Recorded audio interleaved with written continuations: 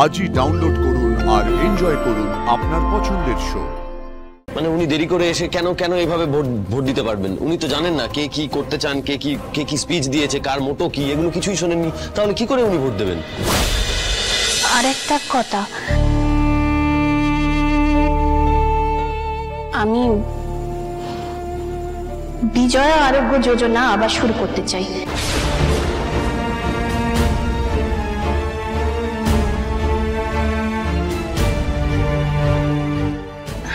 না না, মানে আমার নামে শুরু করার কোনো দরকার নেই, মেরিনেস্টের নামে শুরু হোক। মানুষ যেন মেরিনেস্টের নাম শুনলে এটা না মনে করে যে ওটা বড় লোকেদের জায়গা, ওখানে গেলেই গলা কাটে। বরং মেরিনেস্ট হয়ে উঠুক অসুখ থেকে মুক্তির জায়গা। জানেন তো, আমি যখন ভেতরে আসছিলাম না, তখন আমি শুনলাম আপনাদের ডাক্তার লাইরি বলছিলেন পাবলিসিটির কথা। ওই পাবলিসিটির পেছনে খরচার কথা, তাই না?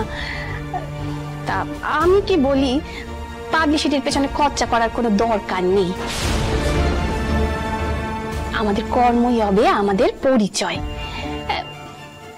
বিজ্ঞাপন দিয়ে কি করব?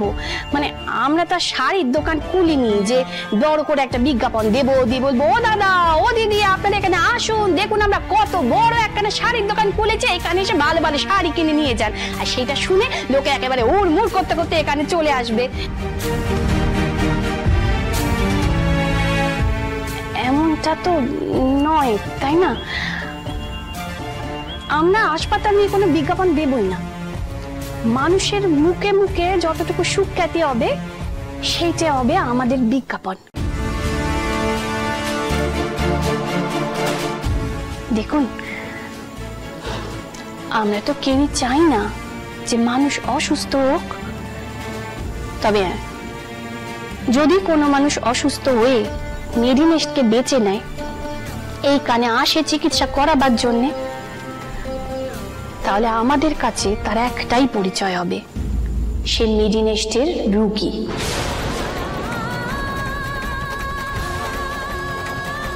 সে গরিব কি বড় লোক সেটা তো আমাদের দেখার দরকার নেই। আমাদের একটাই কাজ হবে, সেই মানুষটাকে যত্ন করে আগলে রেখে সুস্থ করে বাড়িতে পাঠিয়ে দেওয়া।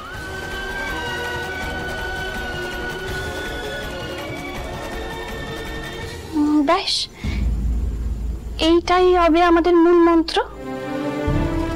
এই ভাবনাটুকু যদি মানুষের মধ্যে পৌঁছে দেওয়া যায়, তাদের বুঝিয়ে দেওয়া যায়, তাহলে বোধহয় ব্যবসার ক্ষেত্রে আমাদের আর কখনো পেছন ফিরে তাকাতে হবে না।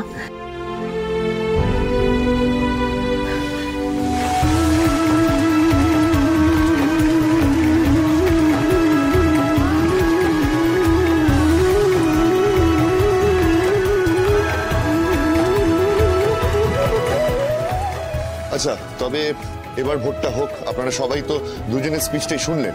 একদম একদম, এবার আমিও আমার ভোটটা দেবো।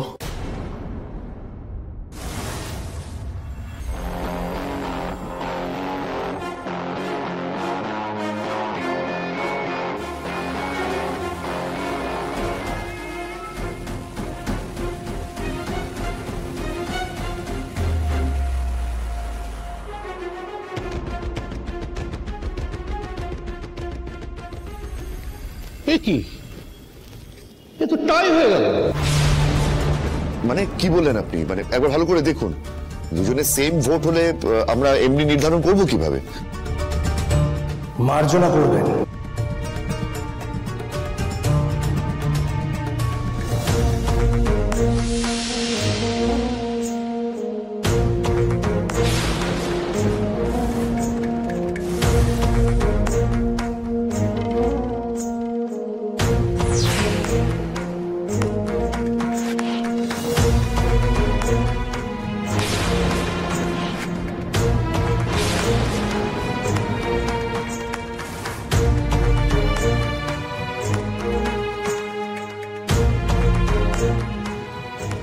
আমার আসতে একটু দেরি হয়ে গেল। আমি এখানকার বোর্ড মেম্বার ডক্টর দাশগুপ্তর ভাইপো পল্লব দাশগুপ্ত।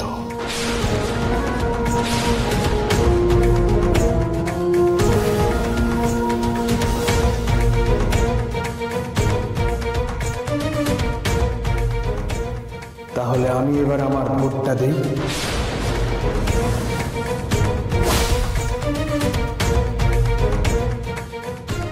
আমার ভোটেই নির্ধারণ হয়ে যাবে কে হবে মেডিনেস্টের নেক্সট এমডি।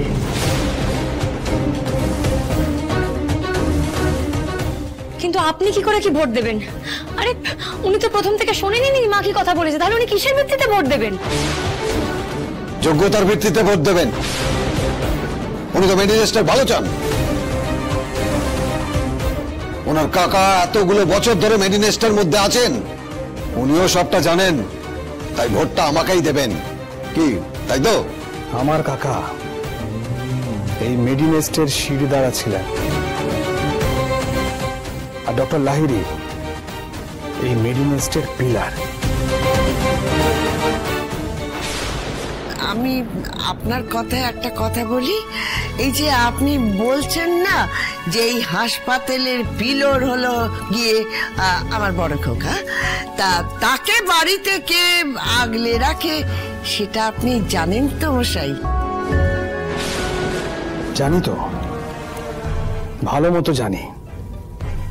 আর এটাও জানি যে উনি বাড়ি ছেড়ে যখন মেডিনেস্ট জয়েন করেছিলেন তখন মেডিনেস্ট কিভাবে ধসে গিয়েছিল। আর আশা করি এখানে উপস্থিত যারা যারা আছেন তারাও সবটা জানেন, কি তাই তো? না না, উনি কি করে ভোট দেবেন?